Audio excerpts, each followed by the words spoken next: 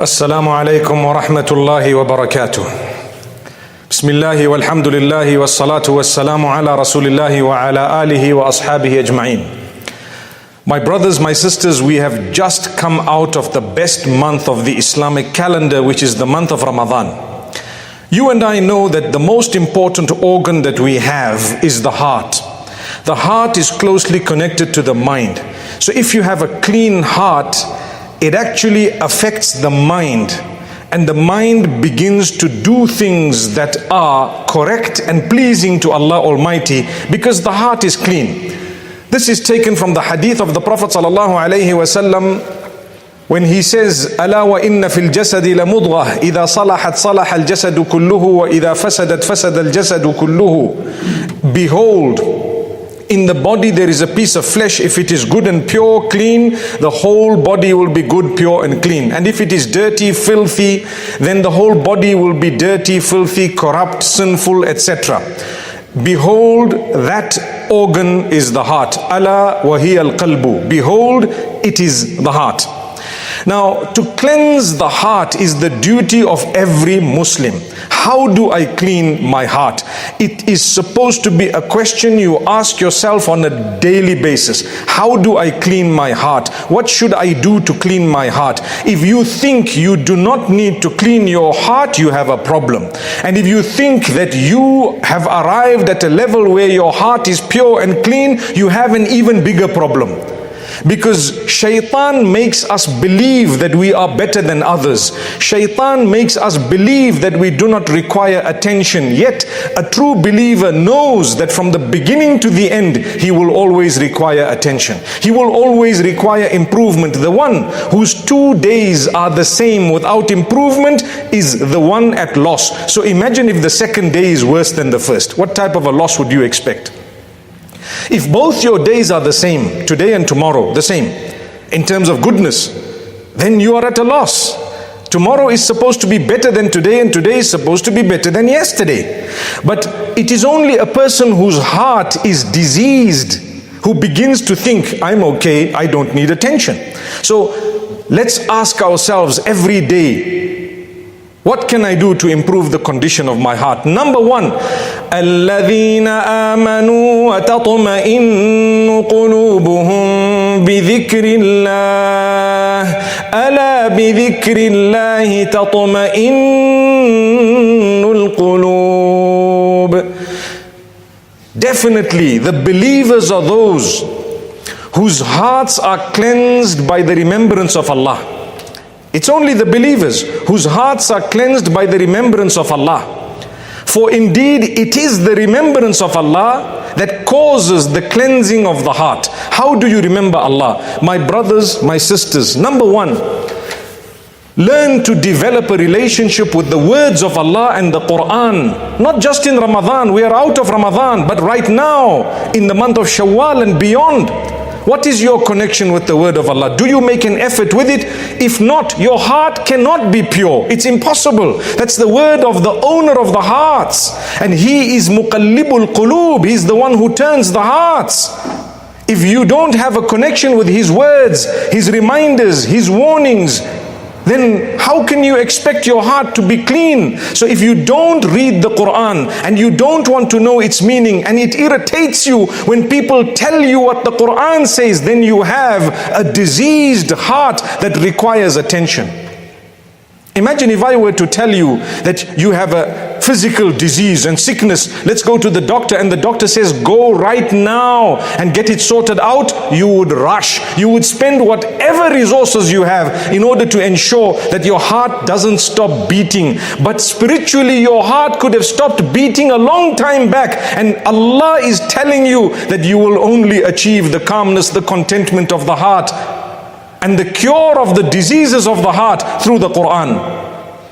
يا أيها الناس قد جاءتكم موعظة من ربكم وشفاء لما في الصدور وهدى. Allah speaks about the Quran and He addresses all the people, and He says, what I've sent to you is not just something to read, but it is It has in it cure for what lies in the chests, meaning your hearts, the diseases of your heart. The Quran has cure in it. The Quran has a reminder in it for all of us. If you don't want to take Allah's reminder, whose reminder do you want? So develop a relationship with the Quran beyond Ramadan, then you are successful. Develop a relationship with the repetition of the praise of Allah with understanding.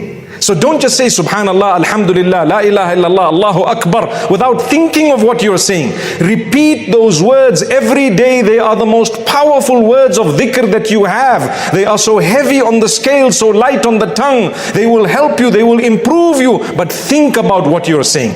You're praising your Lord who made you. He is the greatest, He is the highest, He is the biggest, He is the supreme. Glory be unto Him, etc., etc. Repeating those beautiful words as per the teaching of Muhammad sallallahu alayhi wasallam will definitely help cleanse your heart.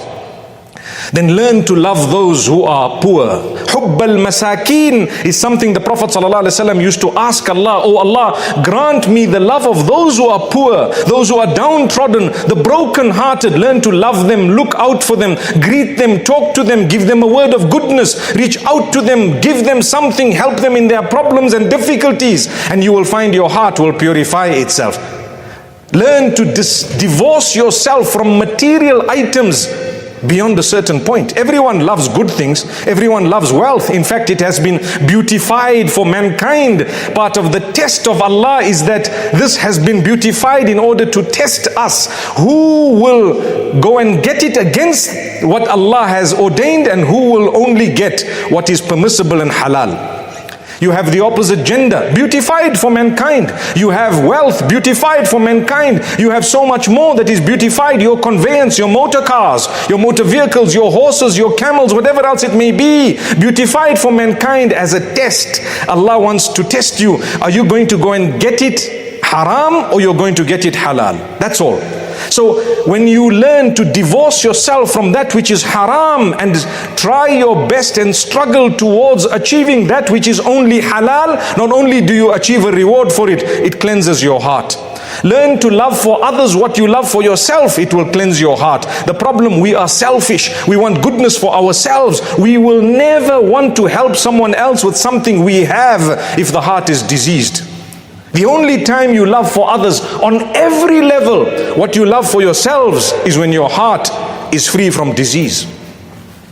We must ensure that we look at those who are in need and ask ourselves, how can I help?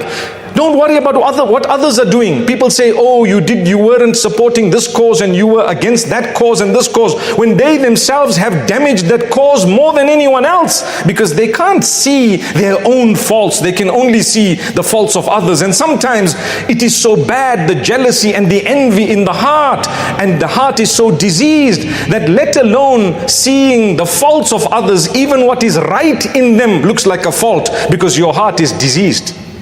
What is right? Someone is doing something noble and beautiful and amazing, something that would earn them Jannah, and to you it was a fault, it was wrong, because your heart is diseased. How do you clean it? Well, you need to remove the jealousy in it by thinking about those you are jealous of and praying for them and making a dua for them and asking Allah to grant them, and reminding yourself you are no better than others. The minute you think you are above others, you are better than others, Allah loves you more than everybody else, there is a problem, because Allah loves everyone. Subhanallah.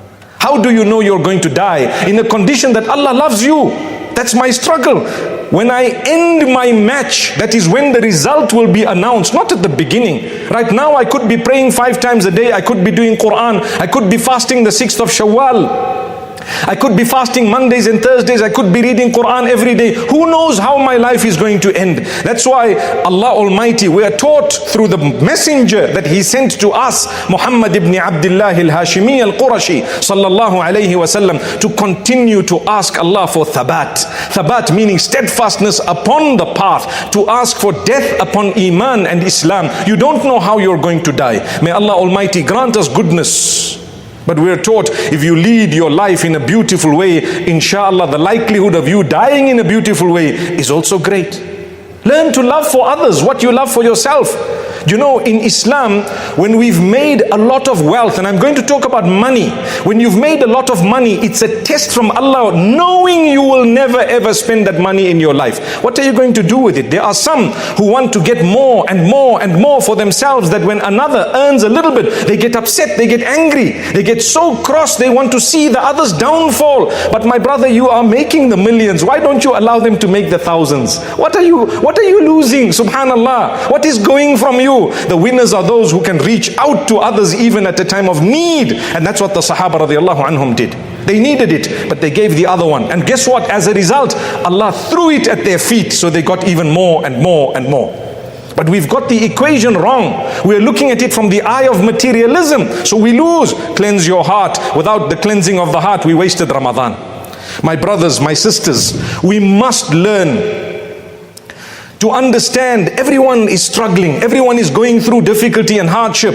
Be happy at what Allah has chosen for you. It is a challenge and a test for you. And you know what? Take it in your stride. Get up, seek the help of Allah, and try and do something about it according to the capacity given to you by Allah. Ista'in billahi wa la ta'jaz. Seek the help of Allah and don't be lazy. Don't give up. ولا تقل لو أني فعلت كان كذا وكذا فإن لو تفتح باب الشيطان أو عمل الشيطان. Don't think to yourself after something has occurred that, you know, if I did this, that would have happened, and if they did this, and if that happened, and if, because if opens the door of shaitan and the deeds of shaitan. You should remember, my brothers and sisters, something happened to you, fair and good. Ask yourself, have I hurt someone? Have I harmed someone? Have I wronged someone? Have I oppressed another? If the answer is yes, go and make peace, go and seek forgiveness. When something wrong happens to you in your life, it's a time to reflect over the evil you might have. Yes, it is. But once you do that, thank Allah, the bad that came in your direction helped you to become a better person. It was actually something good for you. It helped you in your life. Secondly, ask yourself, how is my relation with Allah? We ask Allah goodness, goodness, goodness. We want it right now. Imagine if Allah were to punish us in a similar way. When you do bad, you don't want the punishment in 5 seconds. But when you want good, you want it in 5 seconds. Oh Allah, grant me a good business deal. Asr time comes and you say, Allah didn't answer my dua. Hang on, man. It's only Asr. You made the dua at Fajr. But how many sins you committed between Fajr and Asr? If the punishment of that had to come, your whole shop would burn down. May Allah grant us goodness. That doesn't mean if your shop has burned down, it's the punishment of Allah. If that shop burning down brought you closer to Allah, it was His gift. It's impossible for any human who existed on earth not to taste things that he or she would consider negative. But through Iman and faith, you look at it in a positive light. You thank Allah. You take it in your stride. Life is a struggle. Go and look. Anyone who has anything and everything, nobody can say there's no struggle at all. Struggles are on a different level. Sometimes you might think you have everything. My brother, my sister, are you sure that's not only material items you're talking about? When you don't have Salatul Fajr, you have zero. May Allah make us steadfast. When you cannot dress appropriately for the sake of Allah, there's a lot that still needs to be worked on, right? When you cannot quit a bad habit and you want to justify it simply because you enjoy lounging around and socializing with whatever it may be, a shisha or a bisha, and whoever tells you anything, you are quick to look for whatever justification you have for your bad habits, and you want to say, no, that's a little bit hard and harsh. My brother, we didn't come on earth only and solely to socialize. Socializing is only a small fraction of trying perhaps to earn closeness to Allah through saying a good word or two when you interact with people. It is never ever for a believer to think that socializing was in order to forget Allah for a moment. Not even. What is socializing? We will and we shall, but within what Allah is pleased with. So there goes, my brothers and sisters, without taking too much time, the reminder today was to cleanse the heart. Learn to love people, learn to solve problems, learn to have a big heart, learn to give from what you have. Then you will clean your heart. Get closer to Allah. Get closer to Allah. The way to do that through your prayer, through respecting people, speaking to them with utmost respect. The lowest, according to the world, should be a person you respect with your tongue and with your attitude. Then you are cleaning your heart. Try and think good of others. Something called husnul dhan, someone doing something, another person doing something else. The worst thoughts come to our hearts. Do you know why? The heart is diseased in the first place. That's the reason. It's a sign you need help more than them. That doesn't mean stop reminding people of goodness, but clean your heart. Think good of others. Don't think bad of them. Wouldn't you like someone to think good of you? Reach out to them in a positive way. Today we insult people in public. We do so much. Do you know what it all boils down to? Ala wa inna fil jasadi la mudghah idha salahat salaha al jasadu kulluhu wa idha fasadat fasada al jasadu kulluhu ala wa hiya al qalbu. Behold, in this body there is a piece of flesh. If it is good and pure and clean, the whole body will be good and pure and clean on every level. And if it is dirty, diseased, sick and ill, then the whole body will be just so. May Allah Almighty cure us all and grant us goodness. My brothers and sisters, once again, we've come out of the month, the best month, the month of fasting. We've come out, inshallah, with forgiveness from Allah. Do not spoil it. Do not mess it. Continue with your salah, continue with your Quran, continue with your dhikr, continue with your charities on a daily basis, even if it is $1. Allah will open your doors. One day you will give a charity at a time when the acceptance is happening and you will be accepted. May Allah accept us all. أقول قولي هذا وصلى الله وسلم وبارك على نبينا محمد.